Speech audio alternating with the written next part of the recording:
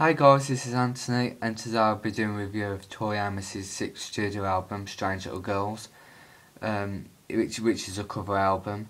It was released after the 1999's To Venus Back live album and the electronic studio album. It was a double disc set, which I don't have.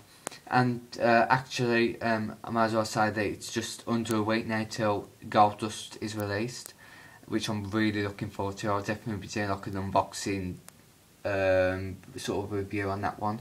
But before I do review this one, I've listened to it now about 5 times and it's a great album.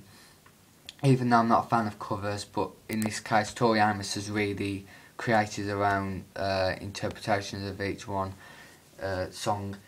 And it was released 2001 September, not long after the 9/11, so it came out at a really awkward and sad time for the world and especially America. Yeah, I've not much to say because I didn't know Tori Amos back then, but of course now. But great album and I absolutely love it. I think I'm gonna give it a possible 10 out of 10, just because every song's great. I've bought up it was like £1 when I bought it, so it was well worth the money. It's got 12 songs on there. Every single one of them's a cover, and they've all been performed by men.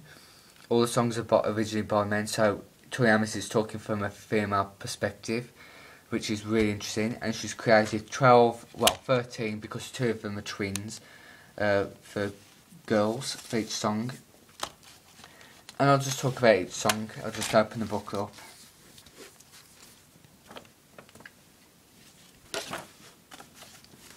So you've got all your characters there, and each song I talk about I'll show them. So the first one is New Age, which is this girl here. All your tomorrows start here. Oops.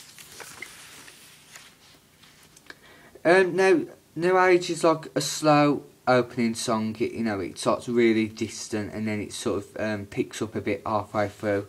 Yeah, it gets more upbeat. It's a great song for this Tori Amos album. I couldn't have picked this for a better song to begin the album with. Yeah, it's got quite a 70s sound, like most of the album has. So yeah, great vocals, and yeah, it's just sort of changed the style a bit on this one, but it's great. Second is the infamous 97 Bonnie and Clyde, which was originally by Eminem on his Slim Shady LP. And this is one of the most bizarre songs I've ever heard. I have heard the original one, but this one it sounds much more like a horror film. Talking about how a husband murdered his wife and drowned her in the canal, and the son sort of like witnessed it, and she's talking in a very slow, whispery Texas accent voice. Yeah, just completely spooky, and the ending of it is just, it gets more intense as the song goes on. And the orchestra in the background, it just sounds something out of a horror film or thriller. So, and next it gets a lot more light-hearted next with the single Strange Little Girl, which was the only single released off the album. And in a way, she always reminds me of one of the girls out of Tattoo. Yeah, I don't know why, I think it's the short black hair and the goth sort of look. Very rocky, and yeah, it's a lot more upbeat than the first 2 songs and much more cheerful, if I can say. And next is Enjoy the Silence, which again, Tori's voice, she's exaggerated a certain accent into her voice, but it's slightly a cappella. There's not much music going on in the background besides a few piano keys, but more Tori's voice. It's a nice song. It's not happy, but it's not too sad. It's quite a it doesn't have much emotion in this one compared to the other songs, but I don't know, everyone's got an opinion on that one. So, and next is I'm Not in Love, which is again another spooky song, just like 97 Bonnie and Clyde. Where's she? I can't find her. She's here somewhere. Yeah, I'm Not in Love, which is again one of the spookiest songs.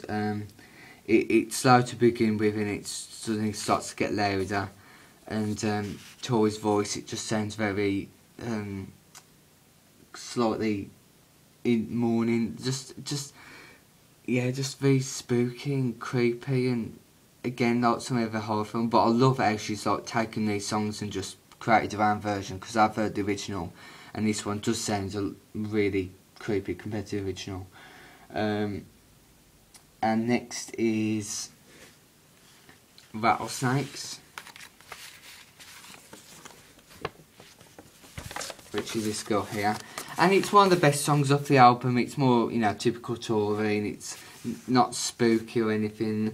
It's it's quite emotional as well. It's one of the best, and it's definitely a great track, and I think this is one of the fan favourite songs on the album, from what I've heard. So yeah, and next is Time,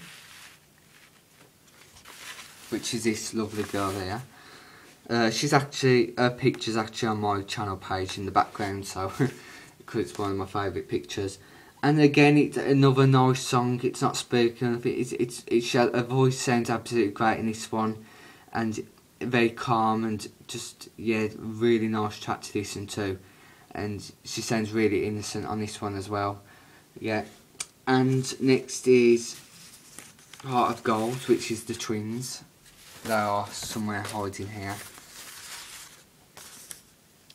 Yeah, and it's quite clever here, because there's twins and there's actually 2 layers of vocals in this, so it does sound like 2 Tories singing, so that's where the twins, obviously. And it's a rocky song, and the vocals can get shouty and bizarre at times, but it's a great track, and it's not that angry, but it's a great rocky style track to listen to. And next is I Don't Like Mondays, which is another infamous cover of her here. Yeah, it's another nice emotional song, just like how Rattlesnakes is, and I love the music in this one and the background, and I love her vocals, and yeah, great song. And next is Happiness is a Warm Gun, which is a fairly interesting one. My album's got the front cover, this girl, and it starts off with the radio opening from announcing John Lennon's death when he was shot, and then it sounds a lot more. You can tell that it's based on this girl there, because it's all glamour and stuff, and yeah, again another rocky sounding song. And next is Raining Blood, which is another spooky song, just like I'm Not in Love.